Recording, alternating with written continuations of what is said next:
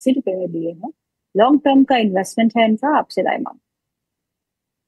मैं एक बार company screen पर भी ले लेती हूँ। ओके, रिसेंट जो कंपनी लिस्ट हुई रिटर्न थी। Recent, yes yes. Okay okay. Charts history तो बहुत कम होगी, पर फिर भी अगर आप बता पाए। नहीं, अभी ये बहुत अपने आईपीओ प्राइस के आसपास ही है। अमूमन अगर आईपीओ बहुत ज्यादा, जो आईपीओ लिस्टिंग प्राइस है, अगर वो बहुत ओवर लिस्टिंग नहीं हुई है, प्रीमियम लिस्टिंग नहीं हुई है, तो जनरली ऐसे प्राइस से आपको एक बाउंस देखने के लिए मिलता है। बट उस ड्यूरेशन में जब आप इस स्टेटमेंट के साथ ये भी जरूर देखना है कि उस दौरान में जितने भी क्वार्टर्स गए गुजरे हैं, क्या उनमें प्रॉफिट था कंपनी में, और अगर था तो क्या मल्टीपल्स बहुत ज्यादा महंगे तो नहीं हो गए। तो ये कुछ कॉम्बिनेशन है जो देखने हैं, और इनमें से किसी भी पैरामीटर में ये फिलहाल यू नो क्लियर ये नहीं हो रहा है, उसको पास नहीं कर पा रहा है। सेक्टर के मल्टीपल डबल है, फाइनेंशियल्स काफी वीक है, प्रॉफिट है ही नहीं अभी कंपनी में। और तो मेरे हिसाब से यहाँ पर अभी आप एक वेट एंड वॉच का व्यू रखिए। अगर आप फ्रेश बाइंग के बारे में सोच रहे हैं, थोड़ा सा रुकिए।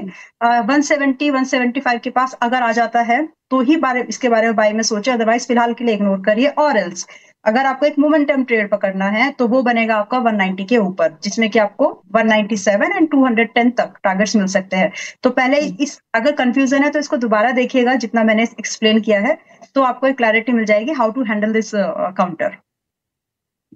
ओके, तो ये अगला सवाल ले लेते हैं। अगला सवाल चंदन जी का है। वो पूछते हैं देवांगनी शुगर के बारे में। उनके पास 40,000 क्वांटिटी है, तो उनने ₹3.90 में लिया है। शुगर में तेजी कब तक आएगी, वो आपसे पूछते हैं। शुगर में तेजी तभी आएगी जब वापस से एथेनॉल मिलने लगेगा एक्चुअल पे, ग्राउंड पे। ऑलराइट, देवांगरी शुगर, ठीक है। देखिए, ये अभी बहुत ही लीस्ट प्राइस पर है, but it's kind of a penny stock. सबसे पहले तो आप ऐसे स्टॉक्स में इन्वेस्टमेंट करना क्यों चाहते हैं, फर्स्ट क्वेश्चन आपको अपने आप से पूछना है as an investor. It's a micro cap company, highly dependent on government pricing, उनकी पॉलिसीज के ऊपर डिपेंडेंट रहती है। जनरली अगर हम प्रॉफिटेबिलिटी की बात करें तो इसमें क्वार्टर क्वार्टर पर 32, मतलब ईयर ऑन ईयर बेस की बात करते हैं, प्रॉफिट है। एंड उसके अगेंस्ट में मल्टीपल बहुत एक्सट्रीमली चार्ज कर रही है। तो इसीलिए यह है कि यही रीजन कुछ है जिसकी वजह से स्टॉक इतना पिट रहा है। तो ज्यादा महंगा स्टॉक हो और आपको बहुत अच्छे प्रॉफिट नहीं हो, कॉम्बिनेशन होना चाहिए, वो कॉम्बिनेशन यहाँ पर नहीं है। तो अभी के भाव के हिसाब से बहुत लिमिटेड एक्सपोजर, ये इसलिए एक्सप्लेन करना जरूरी था क्योंकि it's a micro cap company. तो अगर आप अभी के भाव के हिसाब से यहाँ पर इन्वेस्टमेंट के बारे में सोच रहे हैं तो you got to be very cautious first of all, कि आपका चंक छोटा होना चाहिए फॉर दिस। एंड आपका स्टॉप लॉस यहाँ पर बहुत ही डिफाइंड एंड स्ट्रिक्ट होना चाहिए। दैट कम्स एट 2.95, ₹2.95 के स्टॉप लॉस के साथ में। If you are comfortable with तो ही आप इसमें पैसा लगाएं, अदरवाइज इग्नोर करिए। जरूरी नहीं है कि आप इसमें एवरेज करें या फिर इसमें स्टॉप लॉस तो डिफाइंड है, पहले से होल्डिंग है तो 2.95 स्टॉप लॉस है। एवरेज कर रहे हैं तो भी आपका ₹4 एंड लगभग ₹5 के एक्सपेक्टेड टारगेट्स हैं 6 महीने के अंदर। ओके, कमलेश जी का सवाल है। वो पूछते हैं टाटा मोटर्स पीवी के बारे में। लॉन्ग टर्म के लिए कितना पे बाय करे? अच्छा, आपने समझा दिया था कि अभी बाय करने की जरूरत नहीं है, wait for couple of quarters. पर अगर लॉन्ग टर्म के लिए बाय करना हो तो कितने पे करना चाहिए?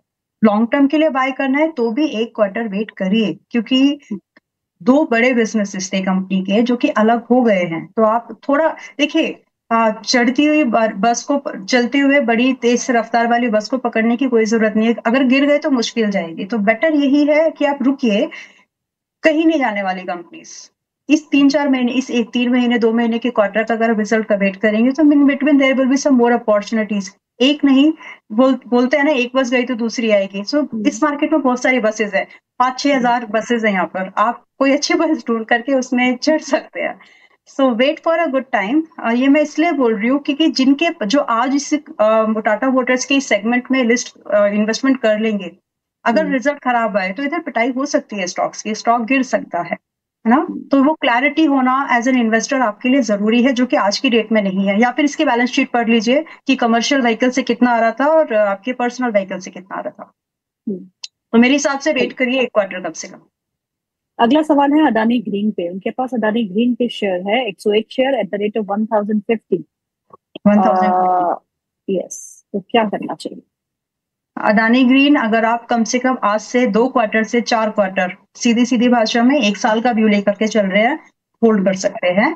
स्टॉप लॉस मेंटेन करके चलना है 970 का, बहुत छोटा स्टॉप लॉस है। वैसे इस स्टॉक का मूवमेंट इतना ज्यादा होता है, बीटा इतना ज्यादा होता है कि छोटे स्टॉप लॉस इसमें काम नहीं करते इन जनरल, बट बिकॉज ये ऑलरेडी अच्छे खासे कंसोलिडेशन रेंज में है, so this is very likely to work.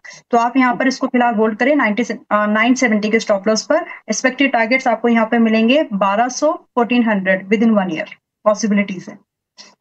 Okay, अगला सवाल जो है वो पता नहीं क्या नाम दिया हुआ, चलिए नाम भी लिखती हूँ। वो पूछते हैं साइंट के बारे में। साइंट है उनके पास 50 share at the rate of 470, 2 महीने का भी रखते हैं आपसे बाय। ओके, 2 महीने के लिए price is absolutely at a very good reward possibilities at a very low risk. तो मेरे हिसाब से इट्स अ बाय।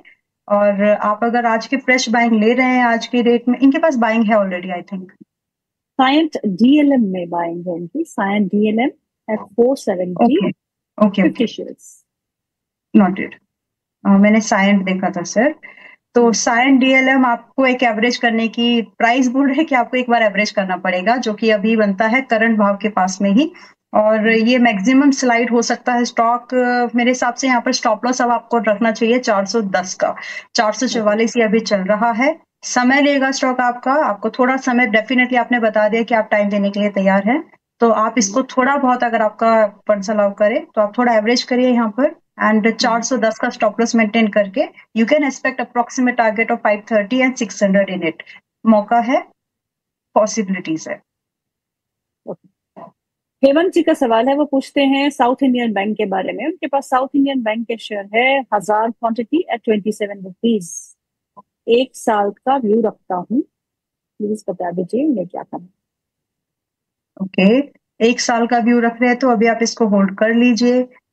ये अभी निकले ही हैं, एंड इन स्टॉक्स में मतलब मुझे तो बहुत आसानी से यहाँ पर 32 पर है ये अभी, एंड बहुत इजीली यहाँ पर 39 तो आ जाएगा विद इन 2 क्वार्टर्स, आसानी से आ जाएगा। एंड इसके बाद में आपको अप्रोक्सीमेट यहाँ पर 46 का भाव आते हुए दिख जाएगा।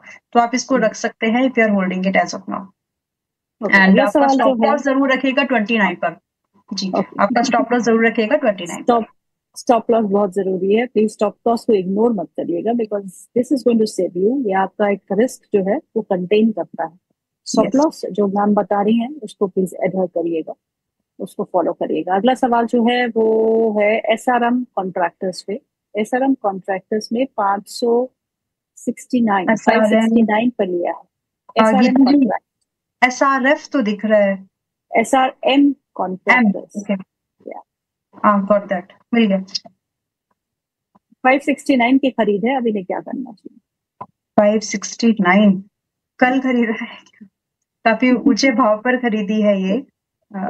Okay, almost. खैर देखिए, स्टॉक में थोड़ी बहुत प्रॉफिट बुकिंग कंटिन्यू होगी, तो एक स्टॉप लॉस ध्यान में आप चाहें तो अभी के भाव पर निकल जाइए, और else what you, because the similar thing happened in the star cement, जिसमें कि एक बहुत अच्छा सेम पैटर्न थे, लेकिन उसके बाद में क्योंकि फंडामेंटल्स अच्छे थे तो एक अच्छा ब्रेकआउट स्टार सीमेंट्स में आया था। बट यहाँ पर आपको जो एक चीज और देखनी है वो ये है कि यहाँ अभी इस समय मल्टीपल थोड़े से महंगे हैं, तो कहीं ना कहीं यहाँ पर आपको एक स्टॉप लॉस रख के आप इसको होल्ड करिए, रख सकते हैं बट विद स्टॉप लॉस, जो कि है अप्रोक्सीमेट आपको स्टॉप लॉस आएगा 515 पर। 515 का स्टॉप लॉस अगर आपको जस्ट कंफर्टेबल लग रहा है तो आप होल्ड कर सकते हैं, जो कि वेरी लाइकली है कि थोड़ा बहुत 2-4 दिन आपकी एक्स्ट्रा लेगा कंसोलिडेशन फेज में। एंड इसके बाद आपके एक्सपेक्टेड टारगेट्स होने चाहिए 610 से लेकर के 670, ये पॉसिबल है। ओके, अगला सवाल जो है मिस्टर प्रशांत कुमार झा जी का सवाल है।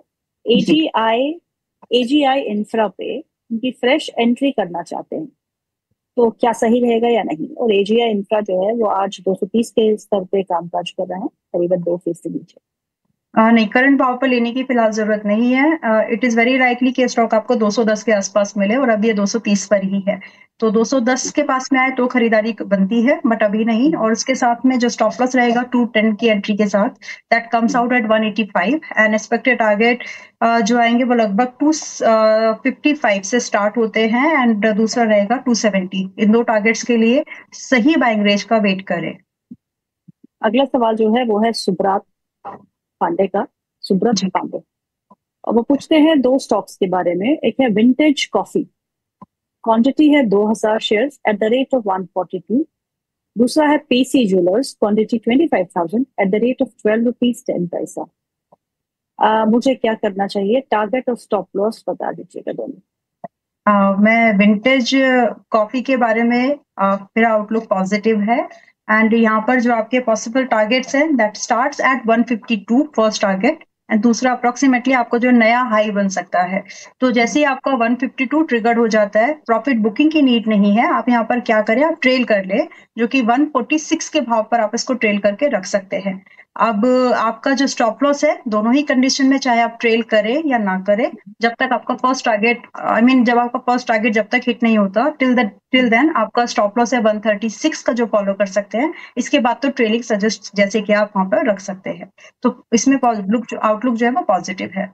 दूसरा, पीसी ज्वेलर्स, फर्स्ट डिस्क्लोजर, मैं पर्सनली इस स्टॉक में इन्वेस्टेड हूँ और होल्ड कर रही हूँ इसको एक अच्छे खासे ब्रेकआउट के लिए कि यहाँ पर वापस से रिबाउंड आए। तो मेरे हिसाब से इस डिस्क्लोजर के साथ में, हाउएवर, अगर मुझे दो स्टॉक्स में से एक को पसंद करना है, जैसे ज्वेलरी का स्टॉक है, पीसी ज्वेलर है एंड पीएनजी है, तो PNG is much better as of now. तो बिकॉज मैं तो ऑलरेडी इन्वेस्टेड हूँ, अगर आप इसमें फिर भी इन्वेस्टमेंट करना चाहते हैं और else you are looking for a better opportunity, तो PNG is much better. Though I am not shifting, मैं भी शिफ्ट नहीं कर रही हूँ, मैं स्विंग को नहीं कर रही हूँ, बट अगर आप फ्रेश इन्वेस्टमेंट देख रहे हैं तो PNG is much better than PC jewellers as of now. तो आप एक ओपन डिसीजन ले सकते हैं। तो PC jeweller versus PN Gadgil, आपको पीएन गार्डगिल जो है वो बेटर प्लेस लगता है, राइट? यस। और पीएन गार्डगिल के स्टॉक को अगर हम देखें तो डे हाई पे समय काम काज कर रहा है, एक अच्छा स्पाइक भी स्टॉक में दिखाया है, मोमेंटम। अगला स्टॉक ले लेते हैं, माफी देगा, अगला सवाल ले लेते हैं।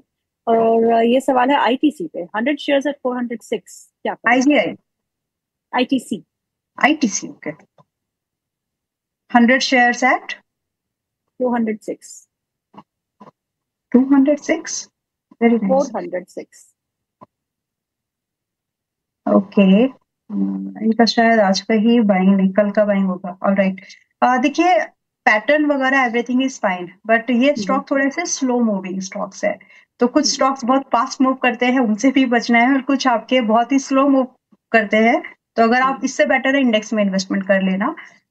वेल, आईटीसी अभी आपको जो आज के भाव में चल रही है ठीक ठाक है। अगर आपने इसको बाय कर लिया है तो घबराने की नीड नहीं है। What you need to do कि जिस भाव पर आपने लिया है उसका एक डिफाइंड स्टॉप लॉस दिखता है, जो कि आता है आपका 390 पर। एंड अगेंस्ट दिस जो आपके टारगेट्स आपको मिलने के चांसेस बनेंगे कम ही है, क्योंकि इसकी रेंज वैसी ही ट्रेड होती है। तो वो है आपका 412 पहला टारगेट एंड अप्रोक्सीमेटली 420। बहुत ज्यादा एक्सपेक्टेशन मत रखिएगा इससे, ये स्लो